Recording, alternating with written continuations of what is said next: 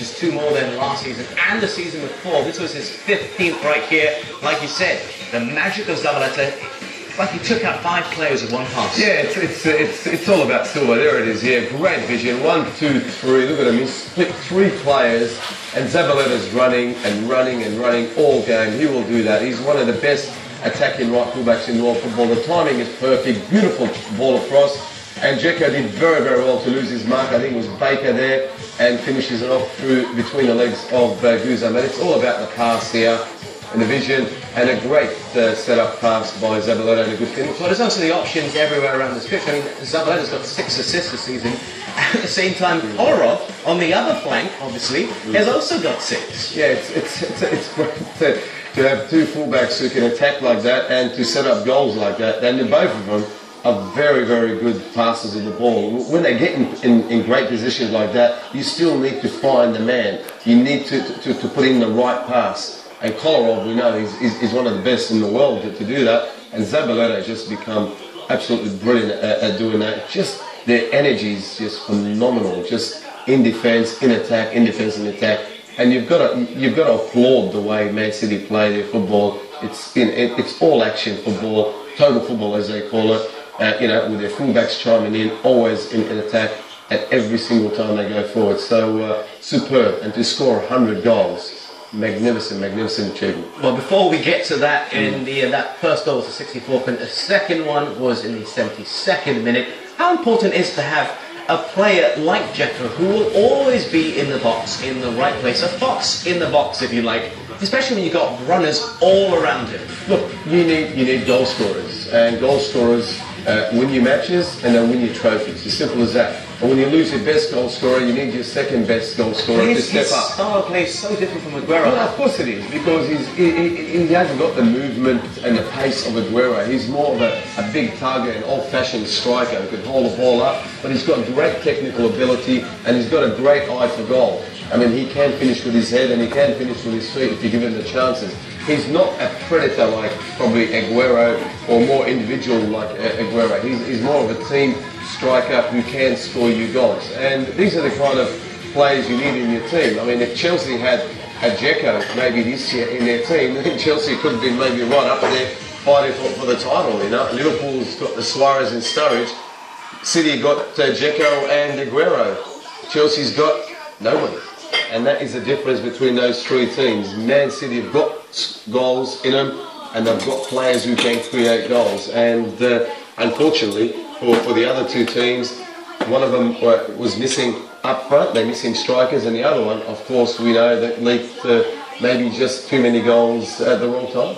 All right, well, the third goal was Stefan Jovetic. He hasn't featured much this season, partially due to injury. This was only his 3rd goal of the campaign so far in the 89th minute. How would you rate his performance? He seemed to really liven things up once he made an appearance. Yeah, absolutely. He ignites him. He's an all-action player.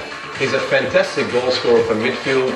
I mean, I've known this player for a long time, watched him in the Serie A. He's scored so many goals for Fiorentina. He's a very, very highly regarded player in Europe, and you can see why. He can score your goals. He's got a great eye for goal. He works hard when he comes on.